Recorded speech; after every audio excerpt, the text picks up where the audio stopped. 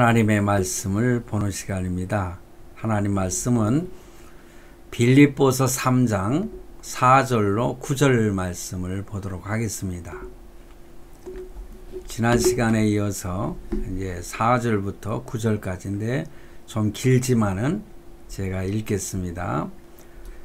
그러나 나도 육체를 신뢰할 만하니 만일 누구든지 다른 이가 육체를 신뢰할 것이 있는 줄로 생각하면 나는 더욱 그러하리니 내가 8일 만에 할례를 받고 이스라엘의 족속이요 베냐민의 지파요 히브리인 중에 히브리인이요 율법으로는 바리새인이요 6절입니다. 열심으로는 교회를 핍박하고 율법의 의로는 흠이 없는 자로라.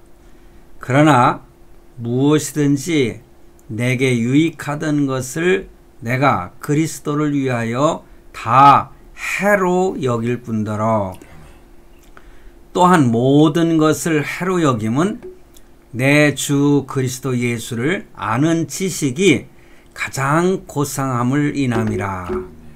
내가 그를 위하여 모든 것을 잃어버리고 배설물로 여김은 그리스도를 얻고 그 안에서 발견되려 함이니 내가 가진 의는 율법에서 난 것이 아니요 오직 그리스도를 믿음으로 말미암은 것이니 곧 믿음으로 하나님께로서 난 의라.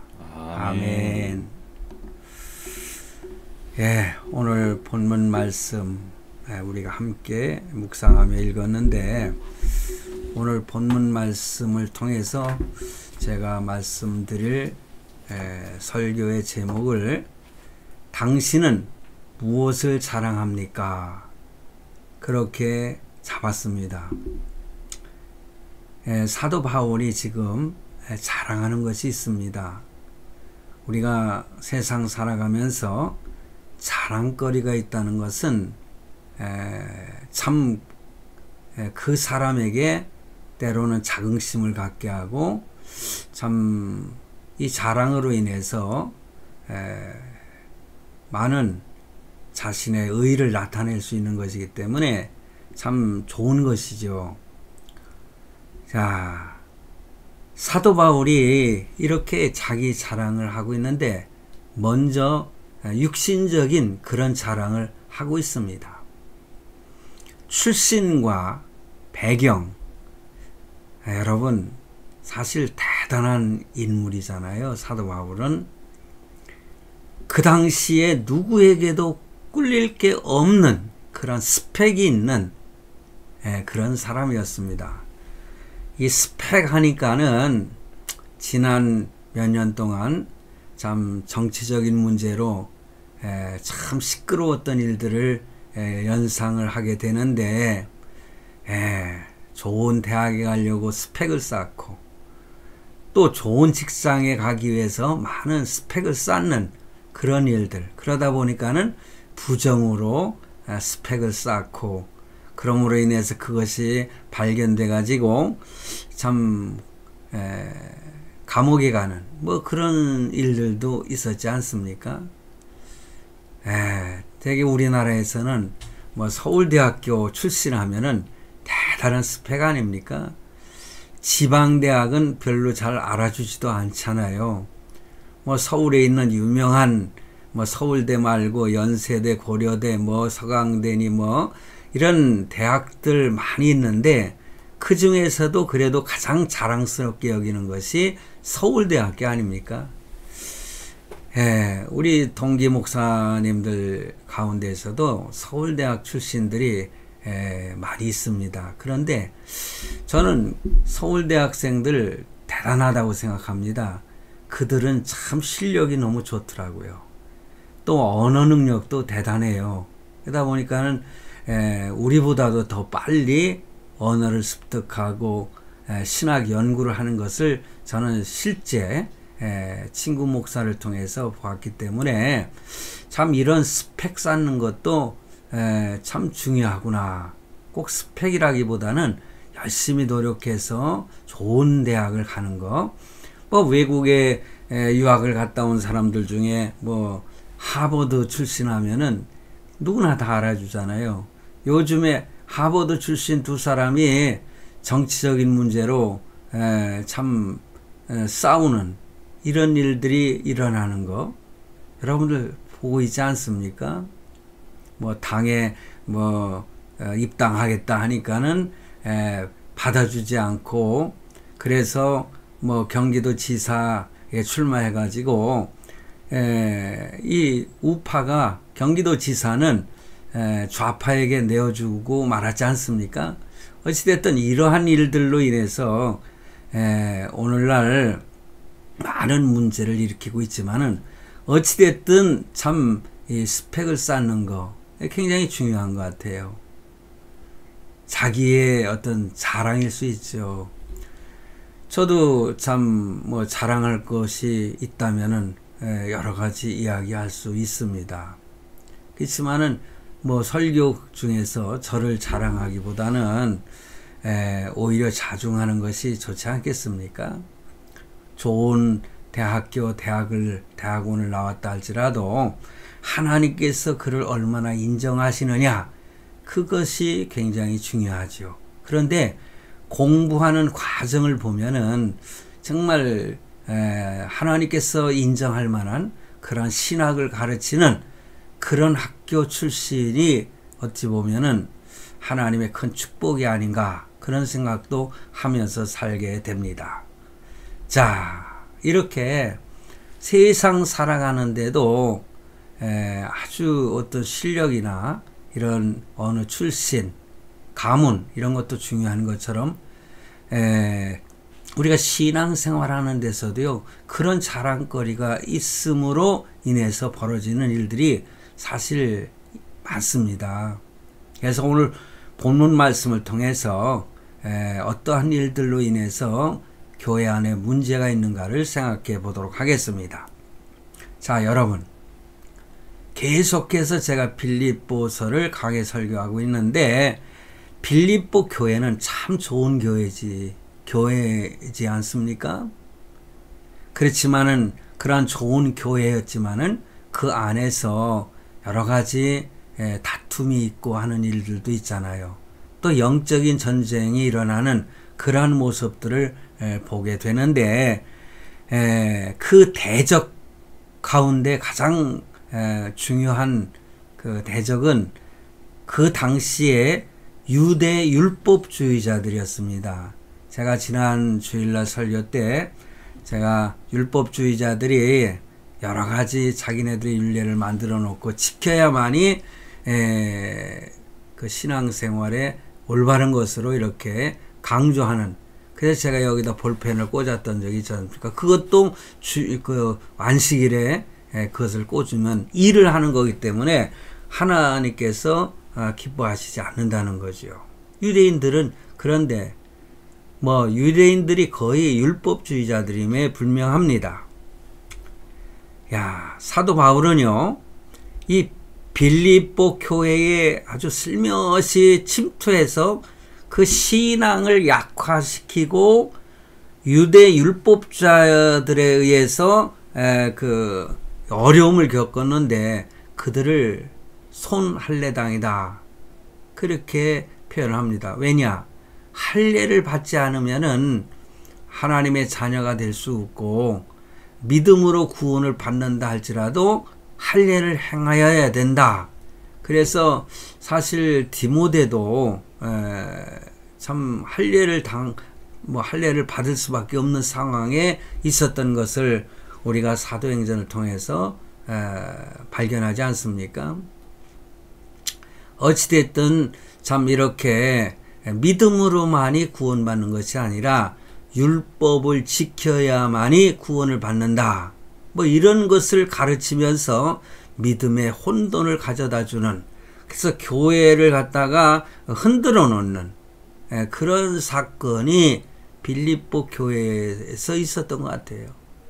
그리고 빌립보 교회에 육체적인 자랑할 거리가 많은 그런 어쩌면 훌륭한, 세상적으로 훌륭한 그런 인재들이 많이 있긴 있었던 것 같습니다. 그런데 이렇게 손할례당이 참 율법주의자들이 되어서 그 교회를 어지럽히는데, 여기에 대해서 3절 말씀에 보면은요, 성령으로 봉사하고 그리스도 예수를 자랑하고 육체를 신뢰하지 않는, 여기에 중점을 두죠. 육체를 신뢰하지 않는 믿는 우리들이 진짜 할례당이다. 이렇게 사도 바울은 주장을 하고 있는 것입니다. 자, 그러면은 이 당시에 사도 바울의 그 반대하는 사람들, 율법주의자들, 이러한 사람들 보면은 이렇게 그 자신의 육체적인 자랑거리, 세상의 어떤 스펙, 이런 것들 자랑거리를 그 내세우면서 사도 바울을 무시했는지 모르겠어요. 그러다 보니까는 그들은 생각할 때에 그들은 육체적으로 아무것도 내세울 것이 없으니까는 뭐 이러이러한 주장을 하는 것이 아니냐. 그러니까는 그들이 주장하는 것을 들으면서 사도 바울이 그들의 오해를 풀어주기 위해서 오늘 본문의 서두의 4절부터 이제 쭉 말씀을 하고 있는 것이 아닌가, 그런 생각을 합니다. 사도 바울은 그래서 오늘 본문에서 육체를 신뢰하는 것을 내가 말하자면은 이러이러한 것들이 있다, 그러면서 자랑을 하고 있는 겁니다. 어찌 보면 자랑보다도 나도 이러이러한 것이 있다, 그러면서 내세울 것이 있다는 것을 그들에게 보여주는 것이죠. 그들의 길을 꺾어놓기 위해서 한 것은 아닐 것으로 저는 생각을 해요. 그래서 본문 4절 5절에 보니 나도 육체를 신뢰할 만하니, 나도 자랑거리 있다 너희들 같이. 만일 누구든지 다른 이가 육체를 신뢰할 것이 있는 줄로 생각하면 나는 더욱 그러하니, 내가 8일 만에 할례를 받고 이스라엘 족속이요 베냐민의 지파요 히브리인 중에 히브리인이요 율법으로는 바리새인이요, 이렇게 자기 자신의 출신에 대해서 내세우고 있습니다. 그러면서 나도 너희들이 자랑하느냐? 나도 거기에 꿀릴 것이 없어. 나도 이러이러한 출신이야. 학벌? 아니면 족보? 뭐 예를 들어서 뭐 충청도냐, 경기도냐, 서울이냐, 어디 출신, 아니면은 강원도 출신이냐, 경상도 출신이냐, 뭐 호남 출신이냐, 뭐 이런 것들 자랑하는 거, 글쎄 오늘날 우리들은 이런 것을 자랑하면서 끼리끼리 이렇게 똘똘 뭉쳐서 상대를 갖다 밟으려고 하는 그런 일들이 많이 있지 않습니까?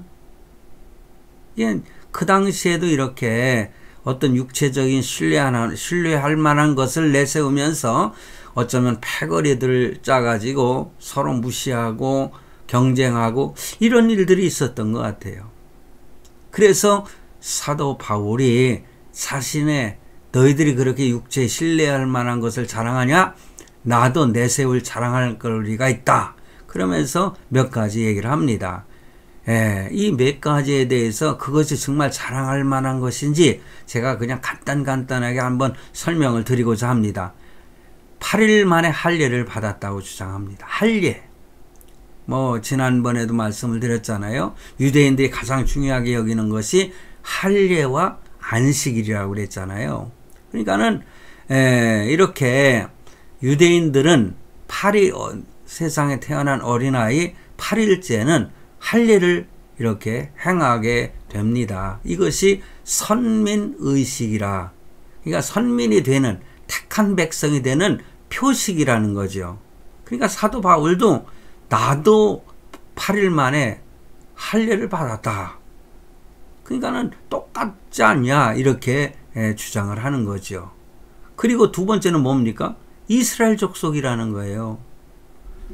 여러분, 현재 유대인들은요, 어떤 혈통적인 것보다는, 그런 개념보다는요, 어떤 문화적인 유대인의 개념이 더 큽니다. 왜 그런지 아십니까?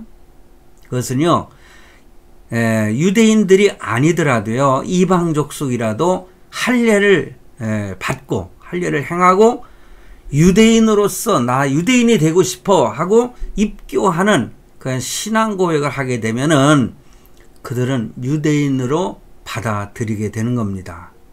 뭐 예를 들어서 우리 대한민국에도 우리 한국 사람이 아님에도 불구하고 외국인들이 와서 이렇게 신청을 해가지고 시험을 보고 나도 한국의 국민이 되겠다 하면은 그 시험을 통과해가지고 그 한국의 그 국민이 되지 않습니까? 이게 마찬가지예요. 유대인들이 지금 그렇게 하고 있어요.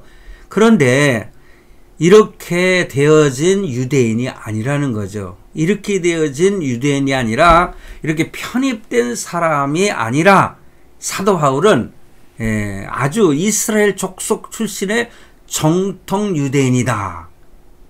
그것입니다. 자랑할 만한 거 아니겠어요?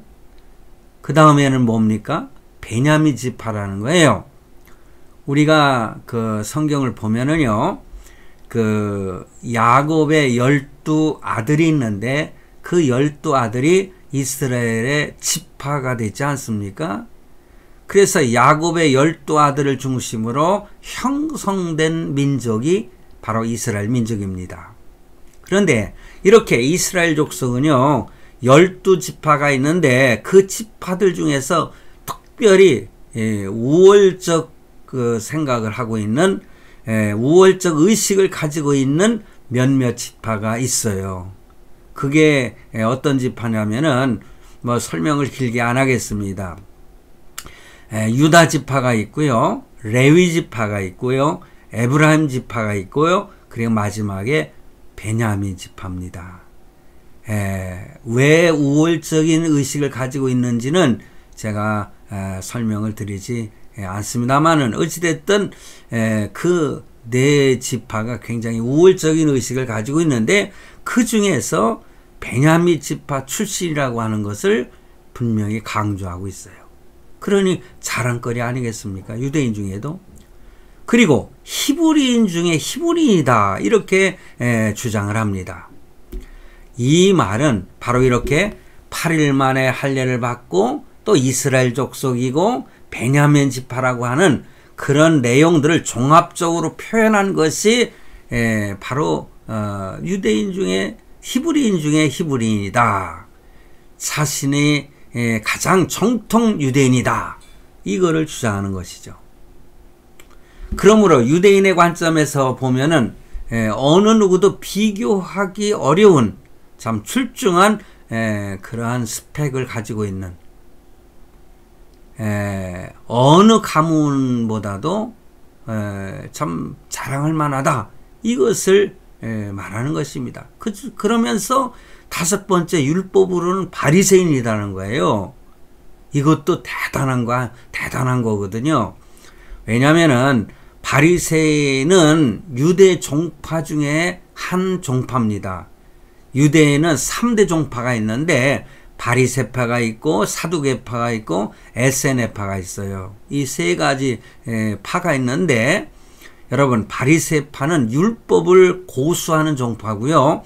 사두개인은 정치성이 강한 그래서 정치인으로 나타나는 그 사두개인들이 많습니다. 그리고 에세네파는요 극단적인 신앙을 주장하는 종파였어요. 이게 따로. 그래서 그들은 에세네파라고 그래서 자기들의 공동체를 이루어 가지고 어느 큰 그 굴에 들어가서 자기네들끼리만 신앙을 고수하겠다고 하는 그런 종파가 사실은 에세네파거든요.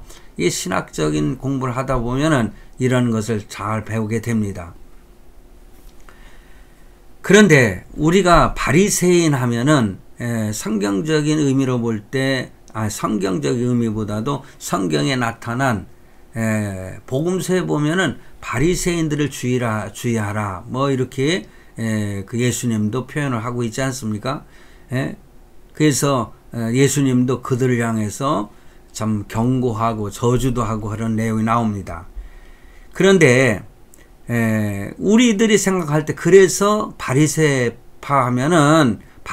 하면은 좋은 개념을 갖고 있지 않지만 유대인들은 절대 그렇지 않거든요.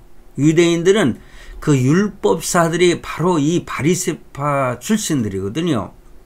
그래서 율법 선생들이기 때문에 이 바리새인들을 그들은 존경하고 따르는 것을 보게 됩니다. 요즘도 마찬가지예요. 사도 바울은 그런 자신의 출신을 이렇게 내세우면서 외적인 면에서도 자신이 하나도 꿀릴 게 없는 그런 사람이다. 이렇게 자랑을 하고 있는 겁니다. 그런 상황에서 6절 말씀을 보면은요, 자신은 과거에 열심으로는 교회를 핍박했다고 이렇게 또 갑작스럽게 표현을 합니다. 사실 그랬잖아요. 청년 시절에 예수 믿는 사람들을 다 잡아서 감옥에 넣고 죽이고, 그러다가 예수 믿는 사람들을 다 잡아서 감옥에 넣기 위해서 다메섹으로 가다가 예수님을 노상에서 만나지 않습니까? 거기서 이 사울이 변해서 바울이 되는 과정이 나타나고 있습니다. 이렇게 그 예수 믿는 사람들을 핍박했단 말이야. 그리고 율법의 의로는 흠이 없는 사람이 바로 나다. 그렇게 주장을 합니다. 자기 자신이 철저한 유대 바리새인이었다는 사실을 강조하고 있는 것입니다. 실제로 사도 바울은요, 당시의 최대의 율법사인 가말리엘 문화에서 공부를 했습니다. 수학을 했다. 이렇게 표현하죠. 그러니까 대표적인 바리새인이었다는 거. 그래서 히브리어와 헬라어에 능통했고, 당시의 최고의 신분으로 여겨졌던 것이 뭔지 아십니까? 그거는 로마의 시민권입니다. 사실상 전 세계적으로 그 미국의 시민권을 가지면은요, 제1등 국민으로 우대를 받습니다.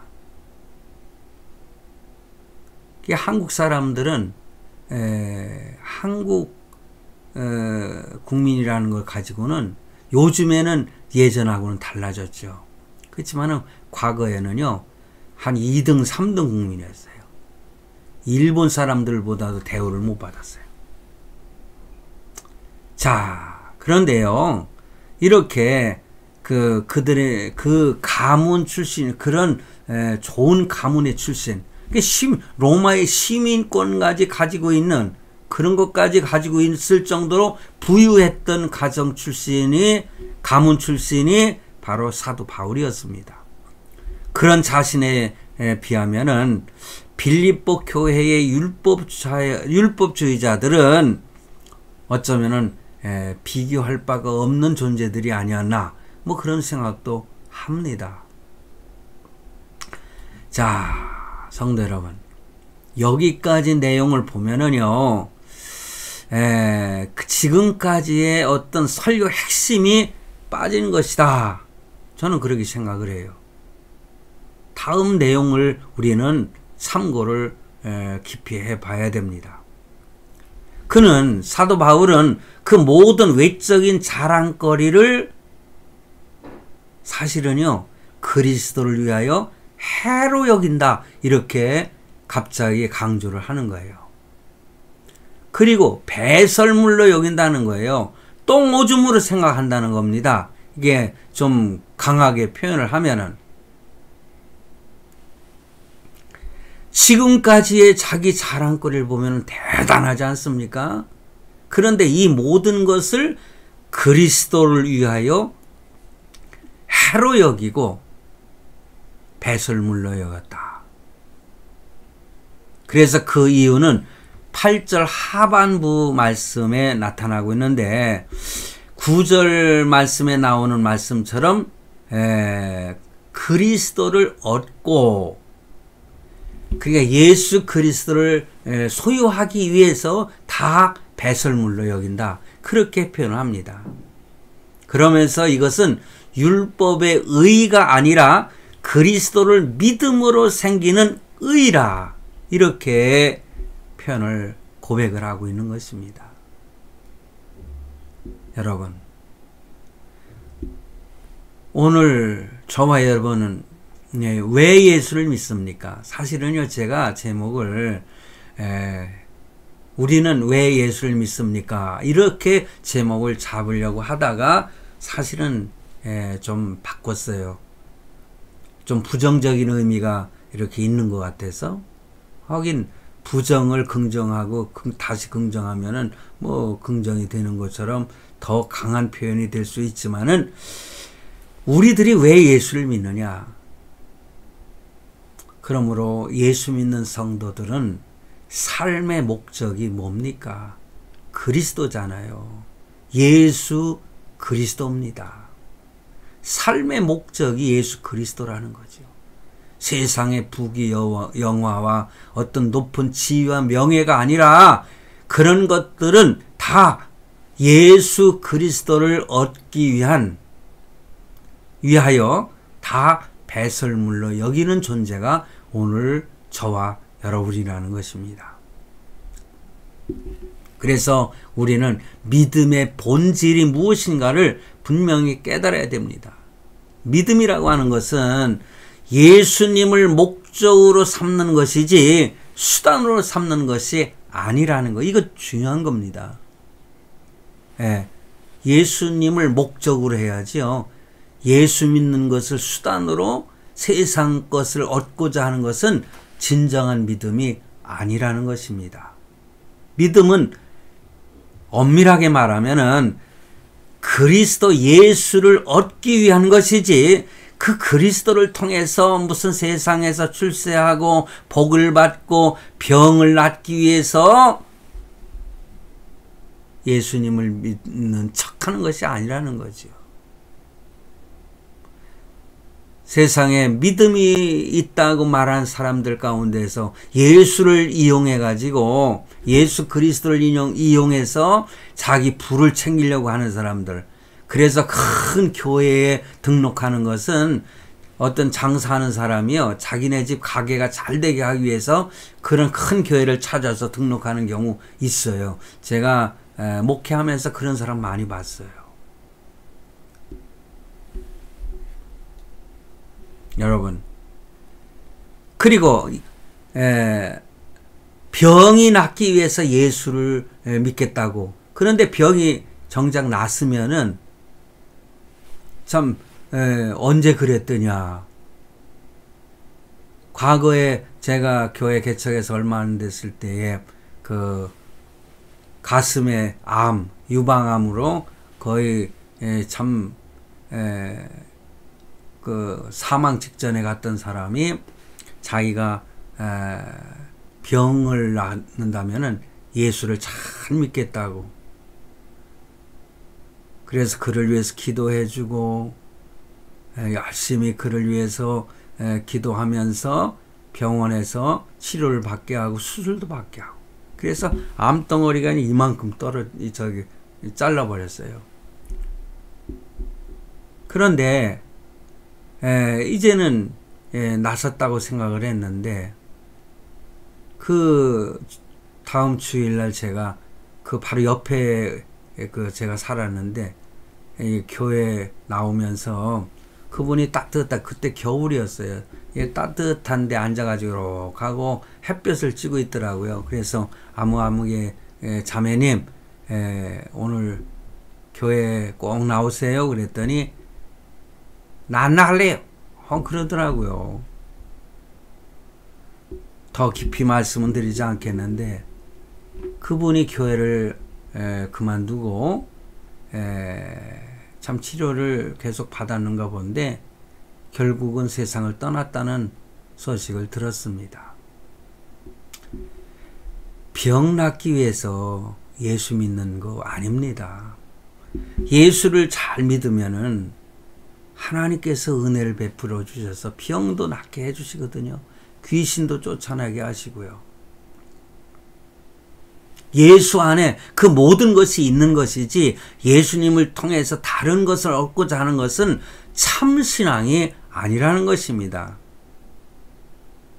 그래서 그리스도를 이용해 가지고 예수님을 이용해서 무엇을 얻기를 바란다면은 더 얻지 못하고 또 얻지 못한다고 시험에 빠져요. 또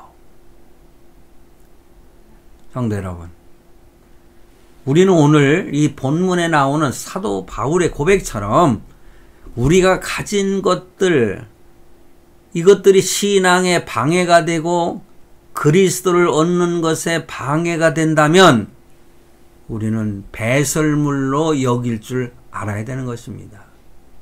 물질이 방해를 합니까? 그러면 명예나 세상 출세가 방해를 합니까? 장사가 잘 돼서 예수 믿는데 지장이 있습니까? 어느 목사님은 그래서 장사하시는 어느 집사님에게 가가지고 장사가 너무 잘 돼서 주일 성수 못하니까는 장사가 잘 안 되게 해달라고 기도를 하니까 깜짝 놀래가지고 그 다음부터 주일 성수를 했다는 뭐 우스갯스러운 그런 이야기도 있습니다만은, 뭐 저는 그런 기도를 해본 적이 없지만 그런 기도를 한 목사님은 대단한 용기가 있는 분 같아요. 11조가 수입이 조금일 때는 11조를 잘 내는데 이것이 막 늘어나기 시작하면은 나중에는 욕심이 생겨가지고 절반만 잘라가지고 내고, 아니면은 아예 그냥 11조도 안 내고 교회도 그냥 빠져버리는 이러한 신앙은 우리가 뭐 일반적인 생각으로도 그런 신앙은 참 신앙이 아니라고 생각하지 않습니까? 그래서 예수 그리스도를 믿는 믿음에 방해가 되는 것이 세상 것들 가운데 있다면은 배설물로 여길 수 있는 사도 바울 같은 용기가 오늘 우리에게도 필요하다, 그런 것입니다. 세상의 자랑거리를 배설물로 여기고 주님 안에서의 행복을 노래하고 주님을 믿음으로 믿는 그 믿음 안에서 그 아무것도 부러워할 것이 없는 사람, 이런 사람이 참 신앙인이다 말씀을 드릴 수 있는 것입니다. 사람이 변화되는 과정을 보면은 그 변화 중에서 가장 큰 변화가 뭐냐? 삶의 목적의 변화입니다. 그러니까 믿음이라고 하는 것은 바로 예수 그리스도가 목적이 되어야 된다고 했지 않습니까? 우리의 삶의 수단이 돼서는 안 된다는 것. 그러므로 그 삶의 목적의 변화가 일어나는 그 변화, 그것이 예수 믿음으로 인해서 나타나는 가장 큰 변화라, 그런 것입니다. 예수 그리스도를 믿는 성도들의 삶의 목적이 예수를 위하여로 분명하게 변화되어야 됩니다. 그래서 사도 바울은 예수님을 위하여 사는 것 그 자체가 삶의 목적이라고 분명히 말씀하고 있습니다. 그래서 그는 행복하게 사는 것입니다. 평생을 장가도 가지 않고 참 총각으로 일평생을, 왜냐? 결혼이라고 하는 것이 예수 믿고 예수 그리스도를 전파하는 그 사역에 방해가 된다면은 결혼조차도 포기하는 그런 사도 바울이었습니다. 근데 오늘 제가 이 말씀을 드리고 싶어요. 사도 바울도요, 약점이 하나 있었어요. 그 약점이 뭡니까? 그 약점은 자신에게 있는 어느 확실하게 이렇게 말할 수는 없지만은, 뭐 어떤 성경학자는 눈병이라 안질이라고 하는 사람도 있고, 어떤 사람은 간질이라고 하는 사람도 있는데 어떤 것인지 저는 확실하게는 모르지만은 그가 하나님 앞에 뭐 3번씩 기도했나요? 그래도 내 은혜가 내게 족하다 이렇게 말씀하시면서 그 질병을 치료해 주지 않으셨어요. 자기 자신에게 뭔가 이런 약점이 있을 수 있는데 어쩌면 그것이 약점이 아니라 자신에게는 예수를 위해서 강점이 될 수 있어요. 저도요, 하나님 앞에 참 약점이 있습니다. 그래서 제일 사랑하는 제 친구 집사가 저한테 옛날에 그런 얘기 해준 게 있어요. 너는 그 약점이 있기 때문에 너는 하나님 앞에 충성스럽고 더 좋은 목회자가 되려고 노력하고 있어. 그러니까 그것 때문에 너무 고민하지 마. 막 이렇게 저를 위로해 주는. 그래서 저도 그 말이 맞구나. 그래서 용기를 갖고 늘 열심히 주를 위해 헌신했던 그런 경험이 있는 사람이에요. 누구에게나. 때로는 그것이 몸의 질병일 수 있어요. 우리 아들놈이 하필이면은 저하고 똑같은 그 질병에 걸려가지고 참 고생을 하는 거 보면 너무 가슴이 아픈데, 한편으로는 그런 어떤 자기 자신의 약점이 있기 때문에 자기가 돈을 많이 벌어도 정말 교만하지 않고 더 많은 사람에게 베풀며 살지 않겠냐 하는 그런 기대감도 갖고 저는 기도를 하고 있습니다. 약점이 오히려 강점이 될 수 있다는 거죠. 자, 만약에 예수님을 믿는다고 하면서 정말 예수님은 나의 전부이고 나의 신랑이시고 나의 사랑이다 이렇게 고백 한 번 못하고 살아가는 성도가 있다면 이것은 얼마나 불행하겠습니까? 과거에 제 밑에서 신앙생활 하던 그 권사님이 한 분 계셨는데, 그 권사님이 저보고 그래요. 참, 목사님은 강점 하나가 있다고. 그게 뭐냐고. 그랬더니 목사님은 정말 자기가 볼 때에 하나님을 그렇게 사랑할 수가 없다는 거예요. 저보고 그래요. 그래서 그래, 나 하나님 사랑한다고. 근데 자기가 볼 때에 제가 그렇게 보였다는 거예요. 저는 그 얘기가 저를 굉장히 칭찬해 주는 말로 듣고 너무너무 기뻤던 적이 있습니다. 다른 사람들이 볼 때 아무아무개 권사님, 아무아무개 목사님, 아무아무개 장로님은 정말 하나님을 저렇게 사랑할 수가 없어. 최고야. 이런 얘기 듣는 것이 가장 큰 칭찬 아니겠습니까? 여러분도 한번 저 집사님은, 저 성도님은 하나님을 저렇게 사랑할 수가 없어. 내가 볼 때 그래. 이런 칭찬을 받는 성도가 되시기를 바랍니다. 자, 여러분. 성경에 보면은 옥합을 깨뜨렸던 그 한 여인이 있지 않습니까?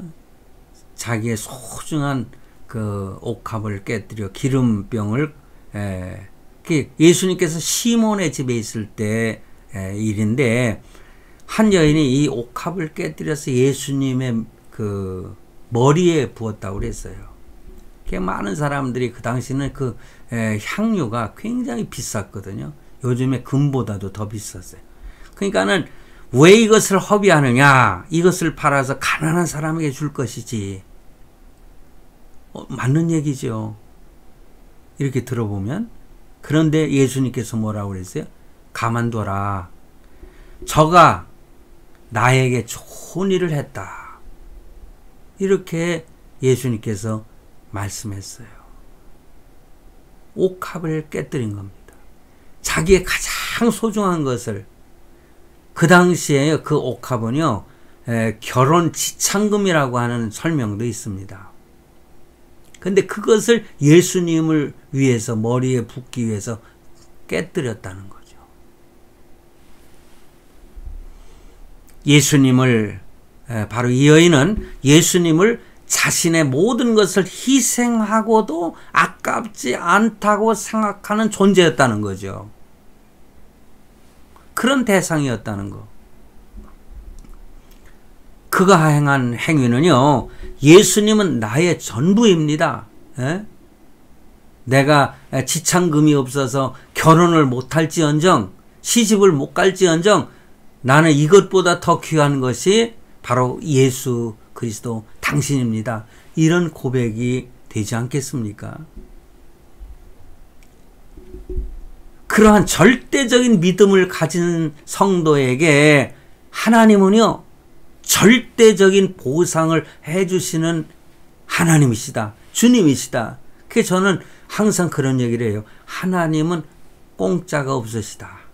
하나님께 드리면은 하나님은 절대 잊지 아니하시고 갚아주시는 분이시다. 하나님께는 공짜가 없다. 저는 그렇게 늘 주장을 했습니다. 나의 인생을 드리면은 나에게 필요한 모든 것들을 주시는 것입니다. 저는 평생 목회, 신앙생활하고 목회하면서 물질에 대해서 욕심을 갖지 않았어요. 사실 물질에 욕심이 없는 사람이 어디 있겠습니까? 그러나 부정한 방법으로 내 주머니 속에 넣지 않았다는 거죠. 그러니까 항상 가난했어요. 부족했어요. 그게 전에도 한번 말씀드린 바가 있는데, 그런 거 생각하면 제 집사람한테 늘 미안한 생각이 있습니다. 왜냐? 생활비를 그렇게 넉넉하게 준 적이 없었어요.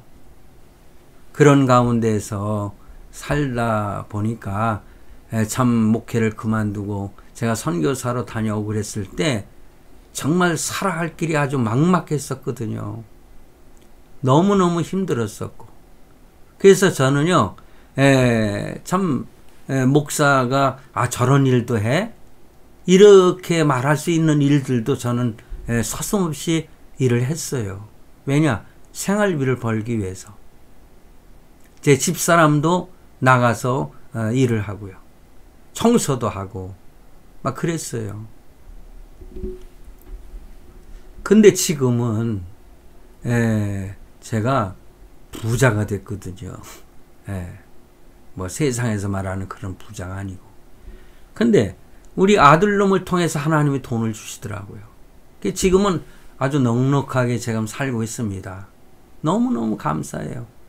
나의 그 한평생을 하나님께 드렸더니 말년에 가서 이런 물질의 축복을 주셔서 참 물질 걱정 없이 어디에 가서 물건을 하나 사더라도 돈 걱정 안 하고 물건을 살 수 있다는 것이 얼마나 행복한 일인지 모르겠어요. 그렇다고 해서 제가 물질에 빠져있는 사람은 아닙니다. 어찌됐든 하나님께 드리면은 하나님은 공짜가 없다. 절대적인 충성하고 절대적으로 하나님께 드리면은, 절대 믿음을 가지고 살면은 하나님은 절대 보상을 해 주시는 하나님이시다. 여러분 믿으시기 바랍니다. 기도하겠습니다.